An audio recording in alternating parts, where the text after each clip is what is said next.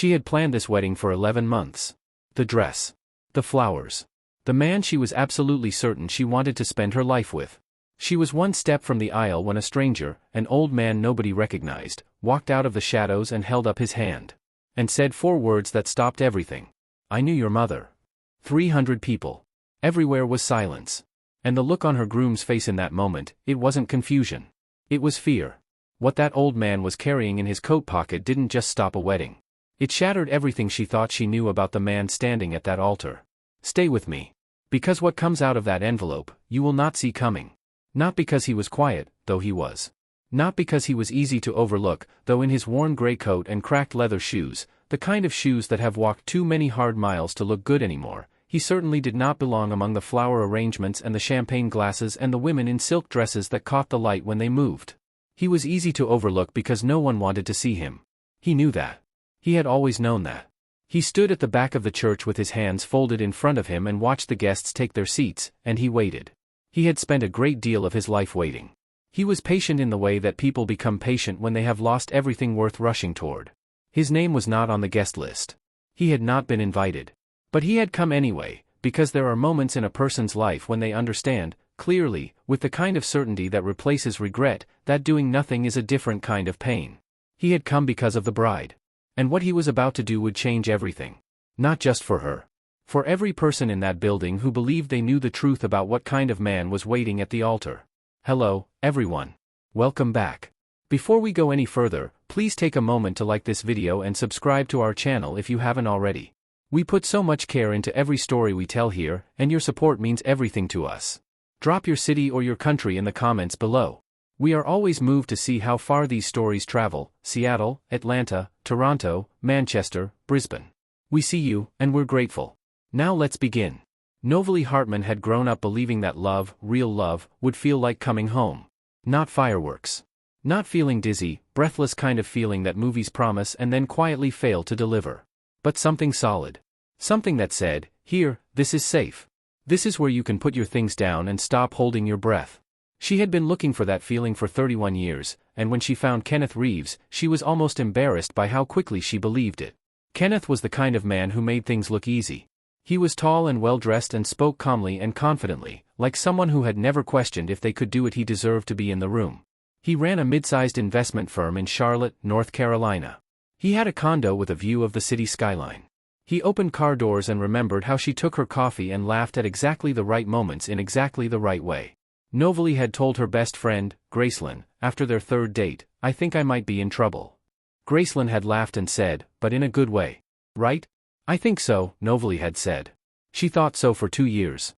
She thought so when he proposed on a Tuesday evening in her own kitchen, nothing big or dramatic, just the two of them and a ring he pulled from his coat pocket and a question he asked quietly, like it was the most natural thing he had ever done. She said yes before she had finished processing the question. She thought so for the 11 months of planning that followed. The venue, the flowers, the dress that had taken 4 alterations to fit the way she needed it to fit. She thought so right up until the morning of the wedding, when she stood in front of the mirror in the bridal suite at St. Andrew's Chapel in Charlotte and told herself, "This is it. This is the day you have been waiting for." She was not wrong that it would be a day she would never forget. She was simply wrong about why. The man at the back of the church was named George Whitfield. He was 63 years old, though he looked older, the way a man looks older after carrying too much stress for too long without rest. He had driven 4 hours that morning from a small town called Birch Creek, where he lived alone in a house that had once been full of noise and was now very quiet. He had not planned to come. For 6 weeks, he had known about the wedding. He had found out the way people find out things they were never meant to know, through a mutual connection, a phone call that was not intended for him, a name spoken aloud in a conversation he was only half listening to before his entire body went still. Kenneth Reeves. He had sat with that name for 6 weeks. He had argued with himself in the kitchen and argued with himself on the porch and argued with himself in the car on every errand he ran to the town's one grocery store. "It is not your place," he told himself. "You gave up your right to get involved a long time ago." But the closer the wedding date got, the louder another voice became. The voice that sounded, if he was being honest, like the woman he had failed. The woman who had made him promise, at the end, that he would watch out for her daughter. That he would be there if it ever mattered. He had told her he would. He had not been there. Not for any of it. So on the morning of the wedding, George Whitfield put on his gray coat and his old shoes and drove 4 hours to Charlotte, and he stood at the back of a church where he knew no one and no one knew him, and he waited for the right moment to do the thing he should have done weeks ago. He did not know if Novalee would listen to him. He did not know if she would even let him speak. But he had made a promise to her mother. And promises, he had learned too late, were the only things worth keeping. Novalee did not see him at first. She was standing at the entrance of the church. She held a bunch of white flowers in both hands, the soft sound of the organ filling the air from somewhere inside. Her father, Timothy Hartman, stood beside her, his face doing that particular thing fathers' faces do at weddings, a complicated mixture of pride and grief and the slow, uncomfortable acknowledgement that something huge is about to change. "You look beautiful," he said. "Don't make me cry," she told him. "I spent 45 minutes on this." He laughed. She loved him for that. The doors opened, and the music shifted into something fuller and sweeping, and Novalee felt the collective attention of 300 people turn toward her like a wave. She took one step forward. And then the man in the gray coat stepped out of the shadows at the back of the church and into the aisle, and he held up one hand, and he said, in a voice that was quiet but completely, utterly clear, "Please. I am sorry. I need just 1 minute." The music stopped. The guests turned. Someone near the front made a sharp sound of surprise. Novalee stopped. She looked at the man. He was old and worn out, and the corners of his eyes were red, the way eyes look when someone has been fighting tears for a long time without winning. He was not threatening. He was not angry. He looked like a man who had traveled a very long distance to say something that was costing him everything. "I don't know you," Novalee said. Her voice was steady. She had not expected it to be. "No," the man said. "You don't. But I knew your mother." The whole church went silent. Not the nice kind, waiting silence of a ceremony, the sudden, quiet silence in a room full of people who just realized something serious was happening. Novalee felt her father's hand tighten on her arm. And across the church, at the altar, she watched Kenneth's face change. It was quiet and hard to notice. Most people probably would not have noticed it. But Novalee noticed it, because she had spent 2 years learning his facial expressions. She knew exactly how he looked when he was happy, when he was distracted, and when he was annoyed but trying not to show it. She had never seen this look before. It was not confusion. It was fear. "My name is George Whitfield," the old man said. "I am very sorry to do this. I know how this looks and I know what I am taking from you by standing here. But I made a promise, and I have already broken too many of them." The guests were very still. Novalee's father stepped forward slightly, placing himself between his daughter and the stranger the way fathers do. The instinct never entirely leaves them. "Sir," he said carefully, "this is not the time or the place." "I know," George said. "Believe me, I know. But there is not going to be another time. And if I let this moment pass, I have to live with that. I have already lived with too much." He looked at Novalee directly. His eyes were clear. His hands were not shaking. "Your mother's name was Carol. Carol Hartman, before she married. We grew up 4 houses apart in Birch Creek. I knew her my entire life. And she trusted me with something before she passed, and I failed her. I am here today because I don't want to fail her again." Novalee went very still. Her mother had died 3 years ago. Ovarian cancer, diagnosed late, moved fast. Novalee had been there at the end. She knew the people her mother had loved, the people who had mattered. She had never, not once, heard the name George Whitfield. "What did she trust you with?" Novalee asked. George reached into the inside pocket of his gray coat and removed an envelope. It was old, the edges soft with handling, the kind of envelope that has been picked up and put back down many times. "She gave me this," he said. "She asked me to give it to you if you ever found Kenneth Reeves. Or if he ever found you." His jaw tightened. "I didn't understand then what she meant. I thought she was being cautious the way sick people sometimes get cautious about everything. I put it in a drawer. I forgot about it." He held the envelope out toward her. 6 weeks ago, a mutual friend mentioned your wedding and his name in the same sentence. And I remembered." Novalee stared at the envelope. The organ had stopped completely. No one in the church moved.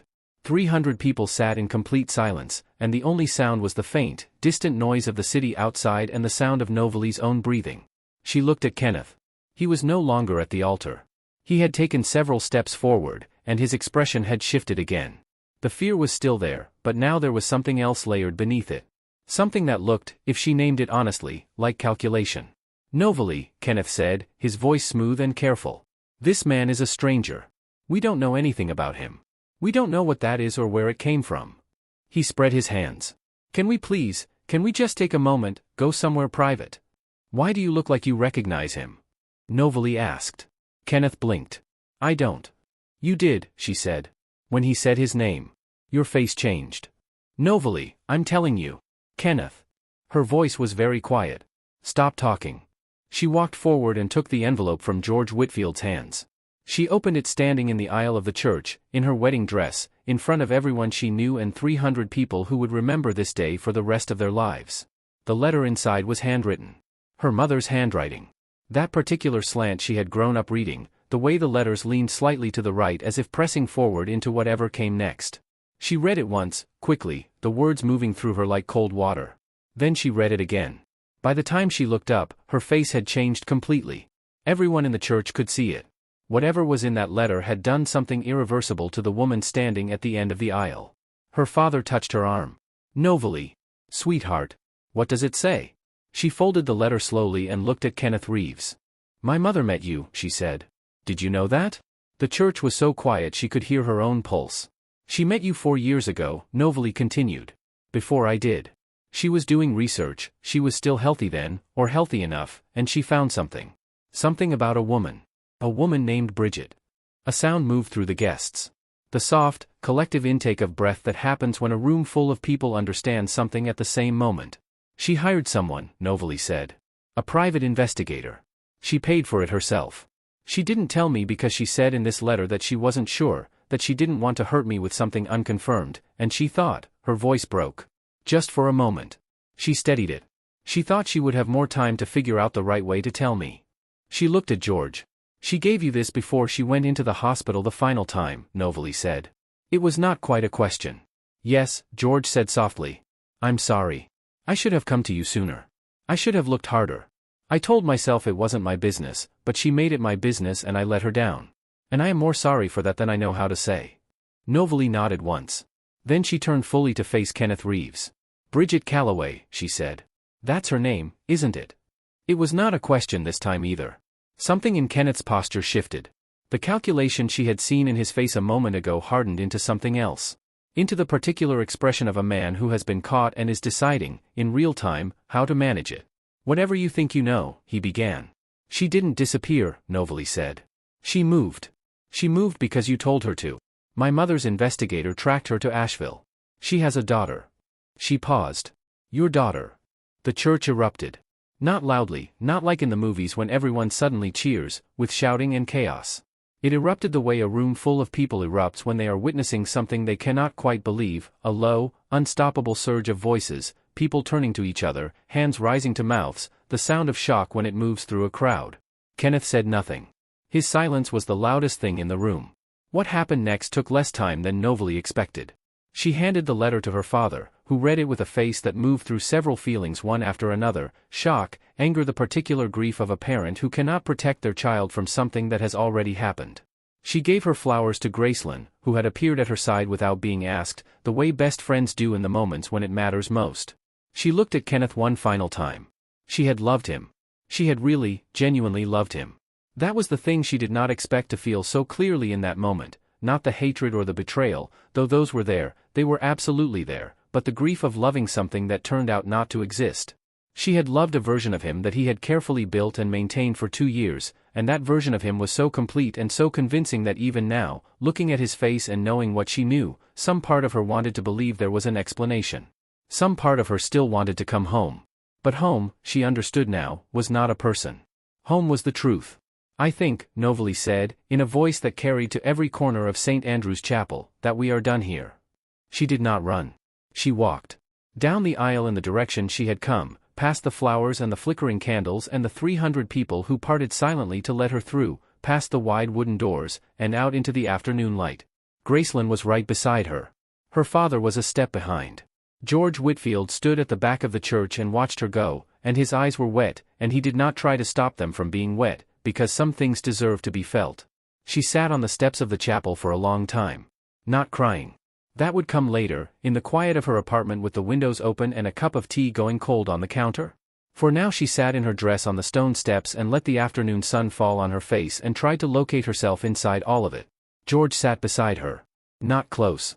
Not jumping to conclusions, just near enough that she knew he was there. She loved you very much, he said, after a while. In case you ever doubted it. She talked about you constantly. Every time I saw her, even at the end, it was always you. What you were doing, what you were becoming. She was so proud. Novalee said nothing for a moment. Why didn't she tell me about you? She asked finally. George was quiet. He seemed to be choosing his words with care. Because I let her down a long time before this, he said. We were close, when we were young. Very close. And then I made choices that hurt people, including her. We lost years to that. We only found our way back to each other near the end. He looked at his hands. She forgave me. She was that kind of person. But I think she kept me separate from the parts of her life she was most proud of, and I understood that. I still understand it. Novalee looked at him.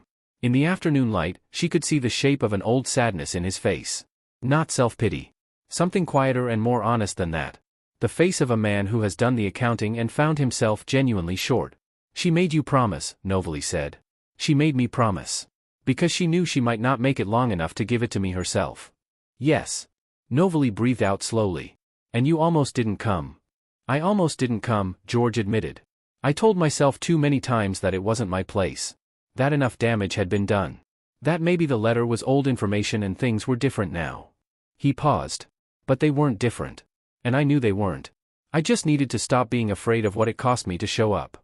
Gracelyn appeared in the doorway of the chapel. She had a glass of water and a strong look on her face, quiet being protective that Novalee had seen on her face many times and was always grateful for. The guests are figuring out what to do, Gracelyn said. Your dad is dealing with Kenneth's family. You don't need to go back in there. I know, Novalee said. Catering is asking if they should still set out the dinner. Novalee looked at her. Tell them yes. Gracelyn raised an eyebrow. Tell them yes, Novalee repeated. All those people came from a long way. They should eat? Gracelyn smiled. Slowly, then fully. That is very you, she said. Go tell them, Novalee said. Kenneth Reeves did not go quietly. He tried, immediately after, to speak to several of the guests. To explain. To reframe the situation in whatever way would cost him the least. He was, to his credit, very good at managing appearances. He had been doing it for a long time. He called Novalee 3 times in the hour that followed. She watched her phone light up with his name and did not answer. He sent a message that was 4 paragraphs long and had the word, complicated, in it twice. She read it once and put the phone face down. Her father, Timothy, handled the guest situation with a quiet, steady dignity that Novalee would think about for years afterward. He went back into the chapel and he stood at the front and he thanked everyone for being there, and he said that his daughter was safe and that there would be no ceremony today, but that dinner was still being served in the reception hall down the street and that he personally hoped everyone would stay, because the people he loved most in the world were in this building and he wanted to be near them. Several people cried. The good kind of crying. Most of them stayed for dinner. The investigation, and there was an investigation, because once the letter was in the hands of an attorney and the original findings of Carol Hartman's private investigator were formally reviewed, several things became clear, took several months to complete. Bridget Calloway, it emerged, had not moved to Asheville willingly. She had moved because Kenneth had made it clear, in terms she understood, that continuing to exist near him was not an option if she wanted her daughter to have a stable life. He had provided financial support, the kind designed to purchase silence. She had taken it, because she had a child and no good alternatives, and because she was 26 years old and alone and afraid. She came forward once Novalee's the lawyer called her. She did not come forward easily. She came forward the way people come forward when they have spent years carrying something they were never meant to carry alone, slowly and carefully, and then all at once. Her daughter's name was Lily. She was 3 years old. She had Kenneth's eyes, which was the kind of detail that lands like a stone in still water and changes the shape of everything. Kenneth hired the best firm in Charlotte. It did not help as much as he had hoped. Some things cannot be managed with money, no matter how much money you have. The financial settlement came first. The professional consequences followed, slower but no less certain. An investment firm's greatest asset is trust, and trust, once it understands what has been done with it, tends to relocate. Novalee was not present for most of this. She had made her statement. She had given what was needed. She had no desire to watch the falling apart, not because she felt sorry for him, but because watching it would have required her to remain held in place to the worst day of her life, and she had other things to do. She went back to Birch Creek once, in the autumn, when the leaves had turned into that beautiful golden color the Carolinas are known for. George had invited her. He had called 3 weeks after the wedding, which was not quite courage but was not quite cowardice either. It was the careful middle distance of a man who was not sure he had earned the right to be closer. She went because her mother would have wanted her to. She went because, somewhere in the course of everything, she had begun to understand that the people who show up for us, imperfectly, late, afraid, not at all sure they are welcome, are sometimes the people we need the most. George's house was small and warm and full of the particular smell of a home that has had many seasons move through it. There were photographs on the walls. She recognized her mother in several of them, young and laughing in ways Novalee had not seen before, from a chapter of her mother's life that had happened before Novalee existed. It felt like finding a room in a house you thought you knew. They had dinner. He cooked poorly and apologized for it, and she told him it was fine because it was. They talked for a long time about Carol, about who she had been before she was anybody's mother, about what she had loved and feared and believed and hoped for. Things that could only be known by someone who had been there at the beginning. Novalee listened the way she had not allowed herself to listen in a long time, without getting ready for the shock. Without waiting for the part where things went wrong. Before she left, she stood in his doorway and said, she said in the letter that she hoped, if you ever gave it to me, that I would give you another chance to be in her life through me. She said she hoped I would be generous enough for that. George said nothing. His throat moved. I'm still deciding, Novalee told him. But I came today. So that's a start. He nodded. His eyes were wet again, the same way they had been in the church, and again he did not try to hide it. She had come to understand that this was one of the better things about him. That's enough, he said quietly. That's more than enough. 6 months after the wedding that never happened, Novalee Hartman sat in her apartment on a Saturday morning with the windows open and the sound of Charlotte moving through them, and she thought about what her mother had known and kept and tried so carefully to protect her from. She thought about the letter, which she had read more times than she could count. The handwriting that slanted forward, always pressing ahead. My darling Novalee, it had begun. If you are reading this, then I ran out of time, and I'm sorry for that. There had been 3 pages after that. Facts, and observations, and the name of the investigator, and the photographs that had been attached. But also, at the end, something that Novalee returned to whenever the world felt too complicated. You have always been the clearest thinker I know, her mother had written. You have always known, deep down, what is true. Trust that. Especially when someone is working hard to make you doubt it. Love should not require that much work to believe. I have seen you love well. I have seen how much light you have to give. Don't let one wrong person convince you that it was ever the problem. The sun came through the window and landed across the kitchen table. Novalee wrapped both hands around her coffee cup and felt, with a clarity she had not expected to feel so soon, that she was going to be all right. Not because the hard part was over. It wasn't, not entirely. But because she knew things now that she had not known before. She knew what her mother had tried to protect her from and what she had tried to give her. She knew that George Whitfield had driven 4 hours in an old coat because a dead woman had asked him to, and because, somewhere inside him that was better than he had been, he had decided to be the person she believed he could be. She knew that Gracelyn had stood beside her without being asked, and that her father had stood at the front of that chapel and chosen his daughter over his dignity, which is the particular kind of love that children do not always recognize until they are old enough to understand what it costs. She knew that Lily, Bridget Calloway's daughter, was 3 years old and had never done anything wrong. She knew that some truths come to us late, and through strange hands, and at great cost. And she knew that none of that, not the pain of it, not the public nature of it, not the weight of what she had almost walked into, none of that was the end of the story. It was, in the truest sense, the only honest beginning she had ever had. There is something it takes a long time to learn, and some of us do not learn it in time, and that is this: the people who love us most are not always the ones who say the right things. They are not always the ones who show up looking the way we expect them to look, on the days we expect them to show up. Sometimes they are old and tired and wearing coats that have seen better years. Sometimes they have already failed us once, or twice, or more. Sometimes the most important thing someone will ever do for you comes at the very last moment, on a day you thought was about something else entirely. George Whitfield kept his promise. He kept it imperfectly, and he kept it late, and it cost him something to walk into that church, because walking in meant admitting that he had almost not come. That he had almost let comfort win over obligation. And he did it anyway. That, in the end, is the shape of the best kind of courage. Not fearless. Just unwilling to stay home. To anyone watching today who is carrying something they were asked to carry for someone they love, carry it. Deliver it. Even if the moment feels impossible. Even if you are not sure you will be welcomed. The weight of an unmade promise is heavier than any road you have to drive to keep it.